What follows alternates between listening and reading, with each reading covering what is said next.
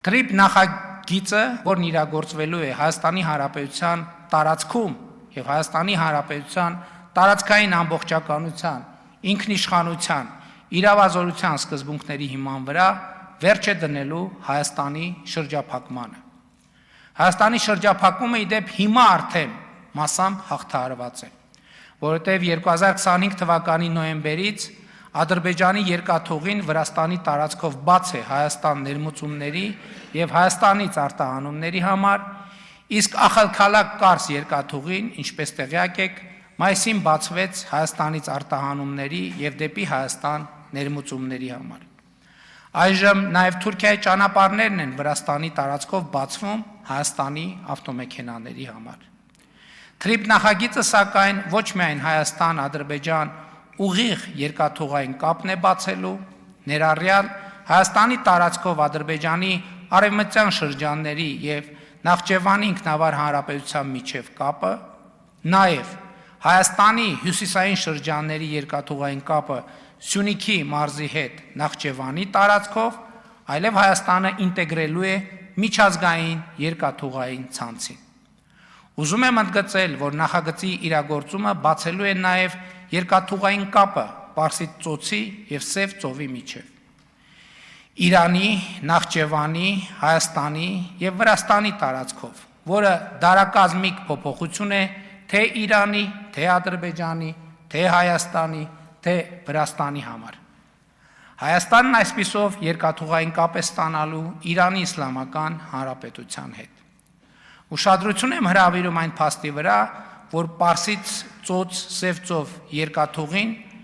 թրիփի հետ ուղիղ կապ չունի, այսինքն այդ նախագծի մաս չէ։ Նրա վերաբացումը դառնալու է տարածաշրջանային ապաշրջափակման կարևոր հարակից արդյունքներից մեկը։ Ինչ վերաբերվում է բուն թրիփի երկաթուղային ենթակառուցվածքներին, ակնհայտ է, որ այն անցնելու է Նռնաձոր ակարակ երթուղով, Հայաստանի հարավային սահմանի երկայնքով,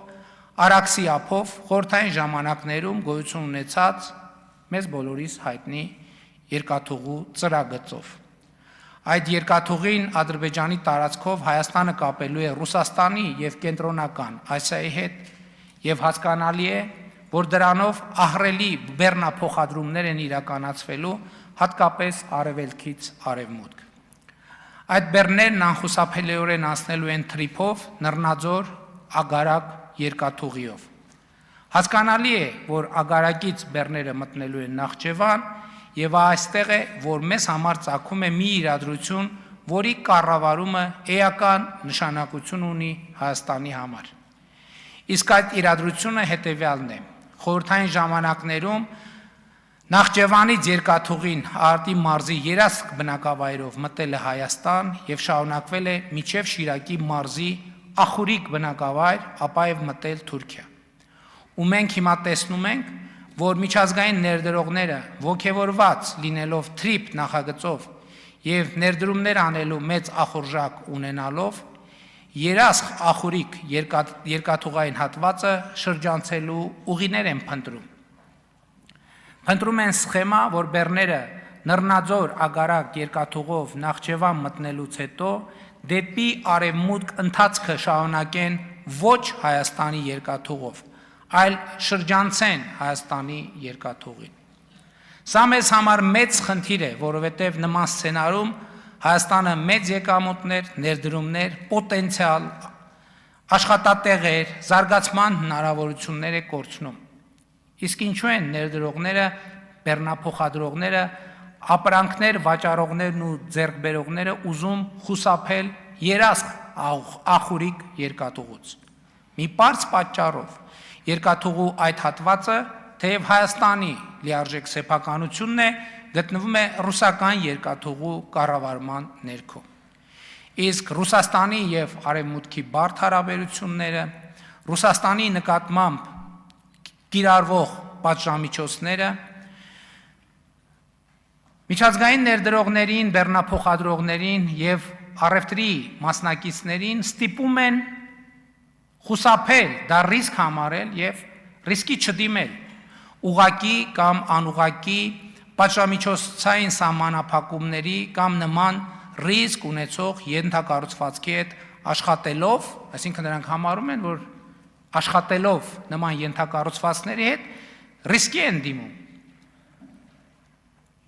Մանավանդ եթե հաշվի առնենք թրիպով բեռնափոխադրումների ամենախոշոր հաճախորդները լինելու են այն երկրները, որոնք պատժամիջոցներ են կիրառել Ռուսաստանի դեմ։ Հասկանալի է, որ Հայաստանը ոչ մի առնչություն եւ ազդեցություն չունի Ռուսաստանի դեմ կիրառված պատժամիջոցների հարցում։ Հասկանալի է, որ մենք խնդիր չունենք նաեւ այն փաստի հետ, որ Հայաստանի երկաթուղին գտնվում է ռուսական երկաթուղիների կառավարման ներքո։ Սա մեզ համար որևէ խնդիր չի եղել եւ մենք երբեք այս թեմային չենք անդրադարձել։ Ընդ որում էլի ուզում եմ կրկնել, որ երկաթուղին Հայաստանի սեփականությունն է եւ ընդամենը գտնվում է ռուսական երկաթուղիների կառավարման ներքո։ Ու մենք ոչ մի խնդիր չունենք այս փաստի հետ։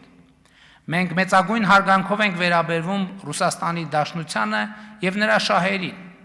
բայց Հայաստանի երկաթուղին ռուսական կառավարման ներքո լինելու պատճառով հիմա մենք կանգնած ենք Հայաստանը միջազգային երկաթուղային ցանցին ինտեգրելու պատմական այս հնարավորությունը կորցնելու վտանգի առաջ։